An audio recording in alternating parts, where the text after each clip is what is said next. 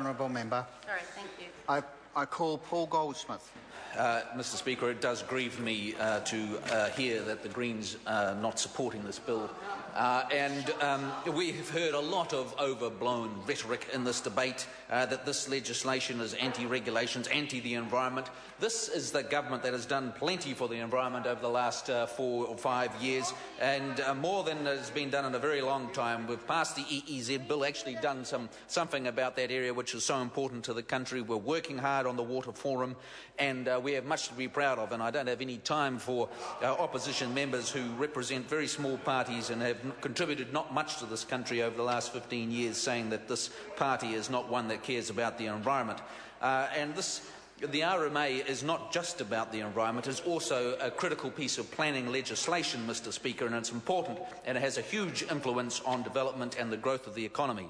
And is it not obvious to the people on the other side of the House that countries with the best environment tend to be the wealthiest countries in the world, and the best way to look after the environment is to do well as a country, and that's why it's so important that we get this RMA working well and effectively for businesses in this country. Mr Speaker, Section 32, it's about a proper analysis of cost and benefit. Why on earth wouldn't we want to do that? Why on earth wouldn't we want to make sure that before we pass regulations we make sure that they are going to be effective and cost effective?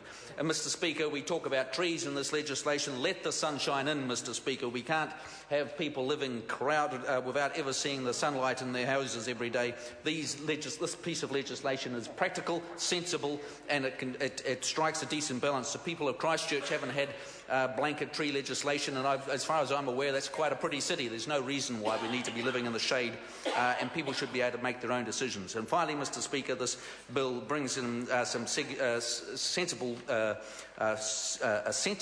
way forward for the unitary plan. I do hope the Auckland Council comes up with a good unitary plan, but it is important that we have independent hearing commissioners, and this legislation ensures that happens. And on that basis, Mr Speaker, I commend it to the House, and I'm sure it will make a great difference to this country. Thank you. Building a brighter future. Members, this debate has concluded. The question is that the motion be agreed to. Those of that opinion will say aye. To the contrary, no. The ayes have it. Party votes called for. Ask the clerk for a party vote. New Zealand National. 59 in favour. New Zealand Labour. 34 opposed. Green Party. 14 votes opposed. New Zealand First. 7 opposed. Maori Party. 2 in favour. Mana. 1 vote opposed. ACT New Zealand. 1 in favour. United Future. 1 in favour. Brendan Horan. 1 opposed. Any other votes?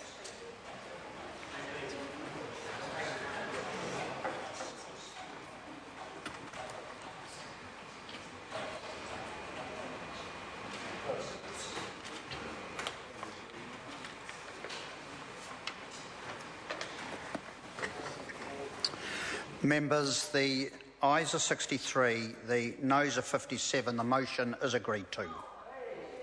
Source Management Amendment Bill, third reading. Local Government Auckland Transitional Provisions Amendment Bill number 2, third reading. Local Government Official Information and Meetings Amendment Bill, third reading. Call on Government Order of the Day number 3. Bail Amendment Bill, committee stage. I declare the House in committee for consideration of the Bail Amendment Bill. Mr Speaker. Mr Chairman.